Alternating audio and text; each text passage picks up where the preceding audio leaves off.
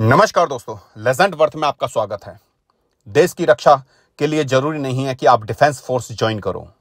एक भारतीय होने के नाते हर इंसान का फर्ज है कि वो अपने देश की रक्षा करे, जिस तरीके से वो कर सकता है।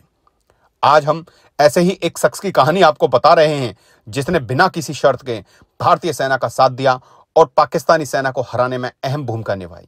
जो शख्स जानवर के पंजों के निशान देखकर उसके बारे में सटीक जानकारी बता दे, उसे पगी कहा जाता था। ब्रिटिश काल में ये लोग शिकार के शौकीनों के भरोसेमंद साथी हुआ करते थे। ऐसे ही एक तजुर्बेकार शख्स की जरूरत पड़ी थी देश के पहले फील्ड मार्शल सैम मानेकशॉ को। 1970 के दशक की शुरुआत का वक्त था। भारत और पाकिस्तान की सेना आमने सामने थी। पाकिस्तानी फौज कश्मीर घाटी से लेकर कच्छ के रण तक कई जगह घुस चुकी थी। उसने पहाड़ी, पथरीले और जंगली इलाकों का फायदा उठाते हुए अपने ठिकाने बना लिए थे। मानेकशॉ को एक ऐसे शख्स की तलाश थी जो अपने चारों ओर का जायजा लेकर घुसपैठ या सीमा पार से हो रही दुश्मन सेना का मूवमेंट का अंदाजा लगा सके और इस बारे में बिल्कुल सटीक खबर दे सके। ऐसे में एक ऑफिसर ने रणछोड़ पगी का नाम बताया। रणछोड़ पगी ने पाकिस्तान के खिलाफ 1965 की जंग में कच्छ के रण में भारतीय सेना को शानदार कामयाबी दिलाई थी। उनकी निशानदेही पर सैकड़ों पाकिस्तानी फौजी ढेर किए गए थे। पेड़ की एक मुड़ी तुड़ी डाल, बालू पर जूतों के कुछ धुंधले निशान, जली हुई लकड़ी या सिगरेट की राख, झाड़ियों के कांटों में फंसे कपड़ों के सूत, इस तरह की छोटी मोटी निशानियों को देखकर ही रणछोड़ पगी यह बता सकते थे कि कहां और किस तरफ दुश्मन बढ़ रहा है। बालू पर ऊंट के पैरों के निशान देखकर बिल्कुल सही यह बता देना कि उसकी पीठ पर कितने लोग सवार थे, उनके बाएं हाथ का खेल था। 1971 के युद्ध में सैम मानेकशॉ ने रणछोड़ पगी की मदद से एक अलग तरीके से पाकिस्तान को जवाब देना शुरू किया।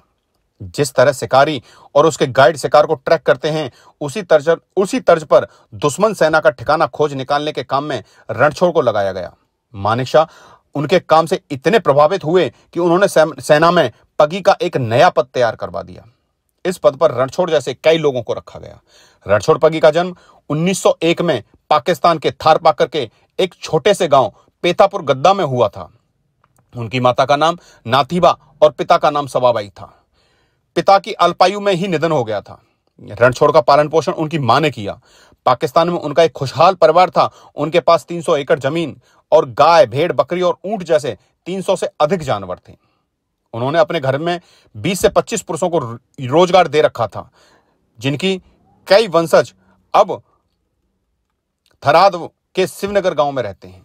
1947 में भारत और पाकिस्तान के विभाजन के दौरान रणछोड़ दास रबारी ने पाकिस्तानी सेनाओं की प्रताड़ना से तंग आकर 4 पाकिस्तानी सैनिकों को मार डाला और भारत आ गए, जिसके कारण पाकिस्तानी सरकार ने रणछोड़ दास रबारी के ऊपर 50,000 रुपए का इनाम रखा कि यदि कोई रणछोड़ दास पगी के बारे में जानकारी देगा या पाकिस्तान को हवाले करेगा तो उसे 50,000 रुपए दिए जाएंगे।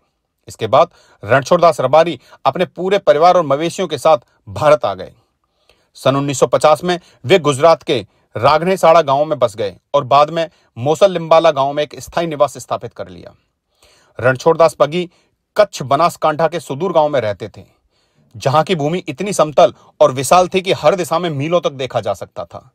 रणछोड़ दास पगी ने व्यक्तियों की संख्या और उनके पैरों के निशान से उनका वजन निर्धारित करने की अनूठी कला में महारत हासिल की थी। वह एक पशुपालक थे और इस कौशल ने अंततः उन्हें भारतीय सेना के एक लिए मूल्यवान संपत्ति बना दिया था। सन 1962 में 58 वर्ष की आयु में रणछोड़ दास पगी को बनासकांठा पुलिस आयुक्त बनराज सिंह द्वारा सुईगांव पुलिस स्टेशन में पगी के रूप में नियुक्त किया गया था।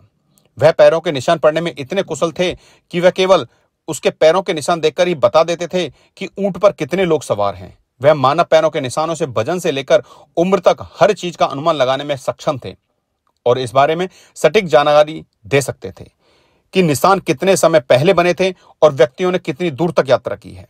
1965 में जब पाकिस्तान ने कच्छ के कुछ हिस्सों पर कब्जा कर लिया तो भारतीय सेना को अपना रास्ता खोजने में कठिनाई का सामना करना पड़ रहा था। रणछोड़ दास पगी ने कदम बढ़ाया और रेगिस्तान में एक छोटे और सुरक्षित मार्ग से सेना का नेतृत्व किया। इस दौरान उन्होंने छुपे हुए तकरीबन 1200 पाकिस्तानी सैनिकों का भी पता लगवाया और उन्हें पकड़वा दिया।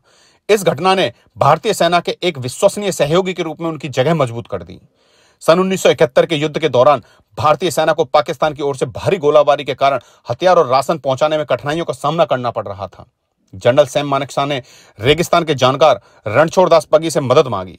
रणछोड़ दास पगी ने पालीनगर चेकपोस्ट के पास एंडिगोस को तैनात करके रेगिस्तानी क्षेत्र की छोटी सड़कों के माध्यम से भारतीय सेना के लिए एक आपूर्ति लाइन की स्थापना की।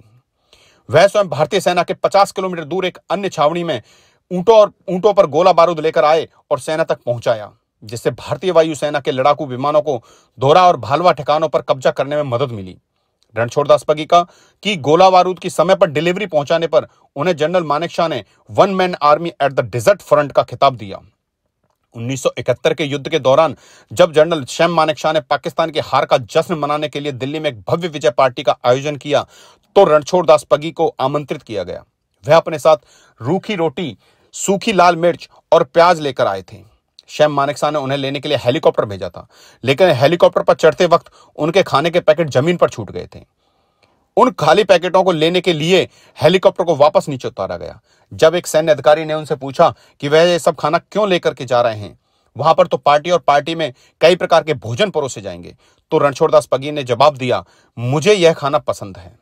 सभी को आश्चर्यचकित करते हुए उन्होंने पार्टी के व्यंजन छोड़ दिए और अपने साथ लाए हुए भोजन में से रोटी, मिर्च और प्याज खाने बैठ गए। यह देखकर मानेकशॉ ने भी रणछोड़ दास पगी के साथ उनके घर की बनी हुई रोटी और प्याज खाया। 18 जनवरी 2013 को 112 वर्ष की आयु में उनका निधन हो गया। रणछोड़ दास पगी रबारी की अंतिम इच्छा थी कि उनकी अंतिम संस्कार के दौरान उनके सिर पर पगड़ी हो और उनका अंतिम संस्कार उनके ही खेत में किया जाए। उनका दाह संस्कार उनकी इच्छा के अनुरूप ही किया गया। उन्होंने सम्मान के तौर पर भारतीय सेना द्वारा दिए गए कोट और पदक को धारण किया, लेकिन अपने द्वारा किए गए महान कार्य के लिए उनके मन में कोई भी गर्व की भावना नहीं थी। उनके बेटे और पोते आज भी भारतीय सेना और पुलिस बल दोनों में सेवा कर रहे हैं। रणछोड़ दास पगी की विरासत को याद करने का एक तरीका उनका एक स्टैच्यू है, जो उत्तरी गुजरात के अंतरराष्ट्रीय सीमा क्षेत्र में गुजरात के बनासकांठा जिले में सुईगाम की एक सीमा चौकी पर स्थापित की गई है। यह पहली बार था कि किसी सैन्य चौकी का नाम किसी आम आदमी के नाम पर रखा गया है और उसकी मूर्ति भी स्थापित की गई है। स्टैच्यू में रणछोड़ दास पगी को उनकी पारंपरिक पोशाक में एक छड़ी और एक बैग पकड़े हुए उनके चेहरे पर गर्व और आत्मविश्वास की अभिव्यक्ति के साथ दर्शाया गया है। इस स्टैच्यू का उद्घाटन 2008 में गुजरात के तत्कालीन मुख्यमंत्री नरेंद्र मोदी ने किया था। यह स्टैच्यू रणछोड़ दास पगी के साहस, निष्ठा और राष्ट्र के प्रति योगदान का प्रतीक है। भारत के सीमा सुरक्षा बल ने उनके सम्मान में अपनी एक चौकी का नाम रणछोड़ पगी के नाम पर रखा गया है। उनकी योगदान की स्मृति में चौकी पर एक प्रतिमा भी लगाई गई है। उनकी सेवाओं के लिए उन्हें पुलिस पदक और ग्रीष्मकालीन सेवा स्टार पुरस्कारों से सम्मानित किया गया है। उन्हें संग्राम पदक भी दिया गया है। 2007 में गुजरात के मुख्यमंत्री नरेंद्र मोदी ने पालनपुर में आयोजित स्वतंत्रता दिवस में समारोह में उन्हें सम्मानित किया था। ऐसे वीर सपूत को सत सत नमन करते हैं, जिन्होंने सेना में ना होते हुए भी वीर सैनिकों की भांति अपना संपूर्ण जीवन मां भारती की रक्षा में समर्पित कर दिया। दोस्तों, आपको अगर जानकारी अच्छी लगती हो तो वीडियो को लाइक करें, शेयर करें तथा चैनल को सब्सक्राइब कर दें। मिलते हैं अगले वीडियो में। धन्यवाद।